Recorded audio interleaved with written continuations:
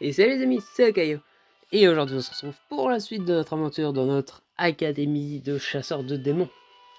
Donc dans le dernier épisode, nous avions découvert, grâce à Sakuragi et ses expéditions interdites, que les chercheurs qui faisaient des allers-retours dans la chambre de Shinonome, qui sont du coup par conséquent des chercheurs et pas des médecins comme on le pensait au début, et en fait étaient en train de faire des expériences pour faire des hybrides animaux démons. Et Shinonome apparaît dans ce fameux dossier dans lequel il parle de cette fameuse expérience. Donc, qu'est-ce qu'ils essayent de faire avec Shinonome? Parce qu'au final, le principe c'est de faire des mi-démons, mi-animaux, pas des mi-humains, mi-démons, ou patati patata. Du coup, est-ce qu'ils utilisent la pierre de Shinonome pour mener à bien leurs expériences, ou que font-ils avec? Et c'est ce qu'on va peut-être découvrir dans ce chapitre. Donc c'est parti.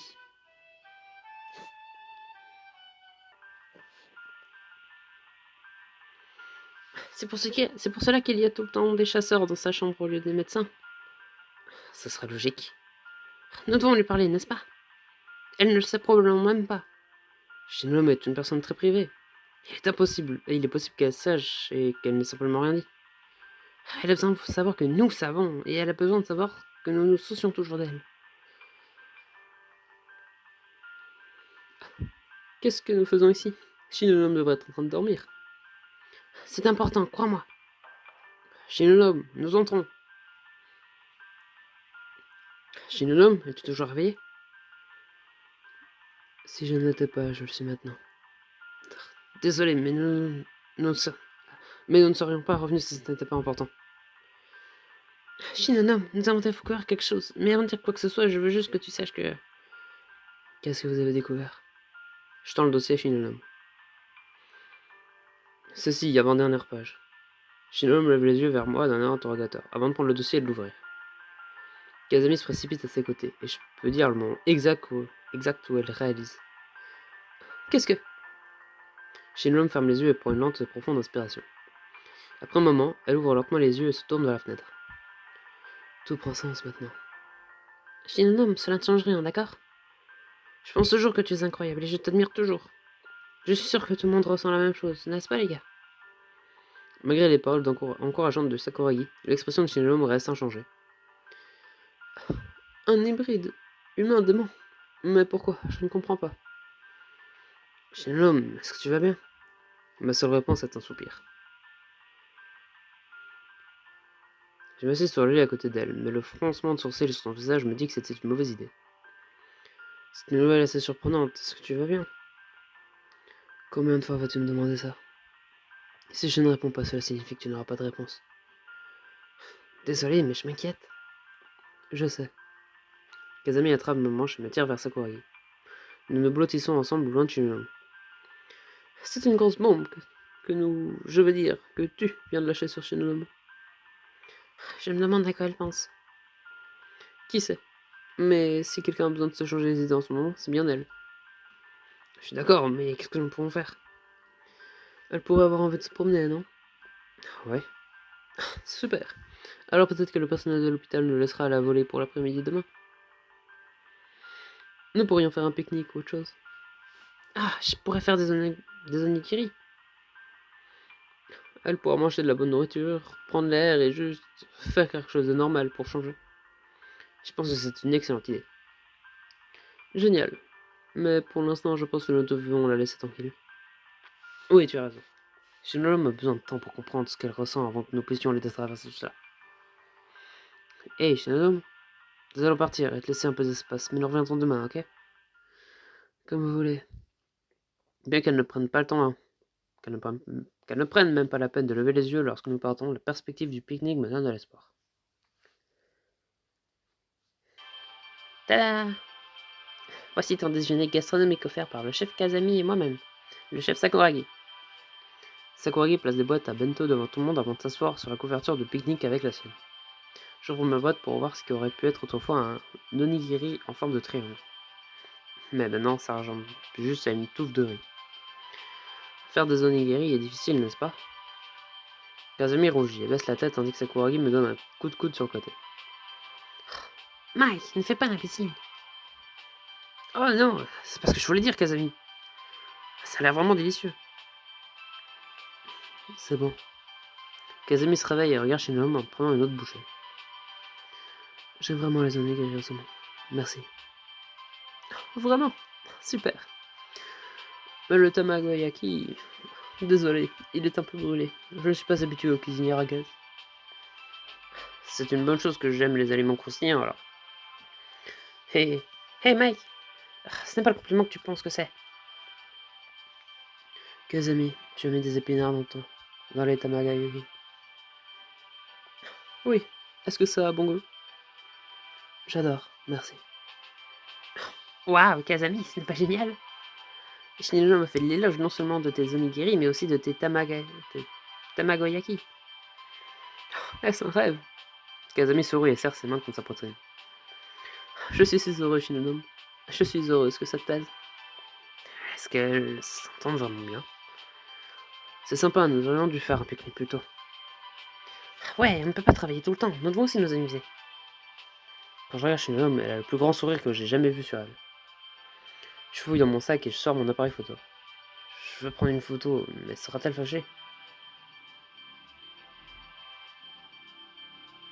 Si je demande, alors ce sera plus un sourire naturel. Tranquillement, je soulève l'appareil photo et j'attends qu'il fasse la mise au point avant de prendre une photo. Tu viens de me prendre une photo. Shinigami attrape mon appareil avant que je puisse protester. Eh bien, oui, tu avais l'air si heureuse. Eh bien, maintenant, je ne le suis plus, maintenant. Tu aurais dû demander. Mais... Hé, qu'est-ce que tu fais? Je répare tes choses. Tiens. Elle me rend mon appareil photo. Je regarde rapidement la mémoire. Pourquoi l'as-tu effacé? Il me tire la langue avant de finir la dernière. Mais c'est bento. Mes plans contrecarrés, je range mon appareil photo et termine de manger. Soudain, Sakuragi se lève d'un bond et nous regarde avec un grand sourire. Les gars, puisque nous sommes tous là, jouons un chat. Oh, j'en suis. Ouais, et toi, Shinonam? Je ne pense pas. Je n'aime pas les jeux d'enfants. Ah, allez, Shinonam. Tu peux simplement penser à ça comme un exercice d'entraînement, mais sans armes. Shinonam réfléchit un moment, puis hoche la tête. Bien, je vais jouer.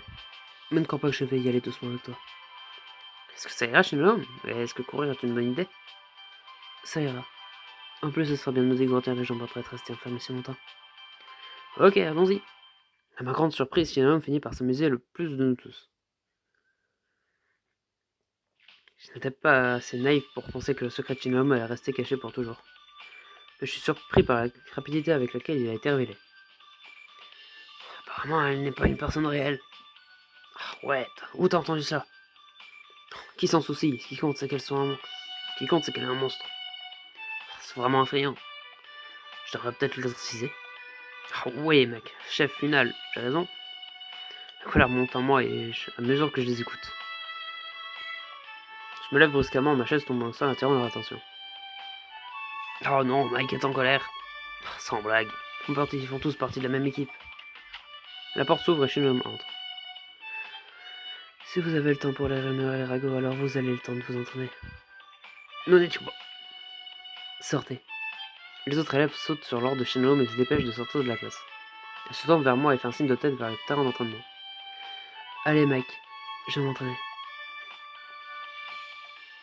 Nous nous entraînons pendant l'heure qui suit. J'essaye de suivre Shinigami, mais finalement mes bras sont si lourds que je ne peux même pas tenir l'épée en bambou. Shinigami, j'ai besoin d'une pause. Es-tu si faible? Je viens juste de sortir de l'hôpital et je me suis même pas essoufflé. Quand es-tu sorti de l'hôpital? Heureusement, notre conversation la distrait et nous obtenons enfin cette pause dont je rêvais. J'ai dit aux infirmières que j'en avais fini d'être retenue prisonnière. Et elles t'ont juste laissé partir. Je dois encore y aller tous les jours pour qu'ils puissent m'examiner. C'est bien, mais est-ce que tu dois vraiment te pousser autant à l'entraînement? Shinigami hausse les épaules. C'est à cause de ce qu'il disait? Shinigami secoue la tête. Non, et pour être honnête, personne ne m'a jamais vraiment compris de toute façon. Au moins maintenant je sais pourquoi. En plus je sais qui est de mon côté. Toi, Sakuragi et Kazami. Un petit sourire s'éteint sur son visage. Donc il nous suffit de les faire taire avec notre force. Prouvons que ce groupe dysfonctionnel est l'unité la plus forte ici. Voir Shinlong agir de façon si positive au vu de sa situation me remplit d'optimisme et de joie. J'ai envie de lire ce que je ressens. Shinlong n'aimerait certainement pas que je la mette dans l'embarras comme ça. C'est vrai, avec ton retour en action, nous sommes inarrêtables. Ouais, mais seulement si nous continuons à nous entraîner. Tu es prêt à tirer ma trou, quoi? Shinlong, tu es le pire des démons. Avec Shinlong de retour dans l'équipe, Kazami et Sakuragi se comportent au mieux. Cependant, Kazami semble taper sur les nerfs de Shinlong malgré ses efforts. Il était à moi, Kazami. Tiens-t'en à tes propres cibles. Oh oui, mais je ne voulais pas que tu monopolises tout le plaisir. Alors que Shinlong lève les yeux au ciel, Sakuragi arrête soudainement et pointe du doigt devant elle. Regarde, mec, ça ne ressemble-t-il pas à un grimpeur de démons? J'éclaire ma lampe de poche devant nous. Elle a raison. Bien vu, Sakuragi. Nous arrêtons et écoutons un moment, mais nous n'entendons rien. Penses-tu que c'est abandonné? Je suis pas sûr, ils sont peut-être de sortie en ce moment. Nous devons entrer et vérifier. Je devrais probablement monter la garde ici, c'est un peu difficile de tirer dans une tanière. C'est une bonne idée, mais je veux pas te laisser seul.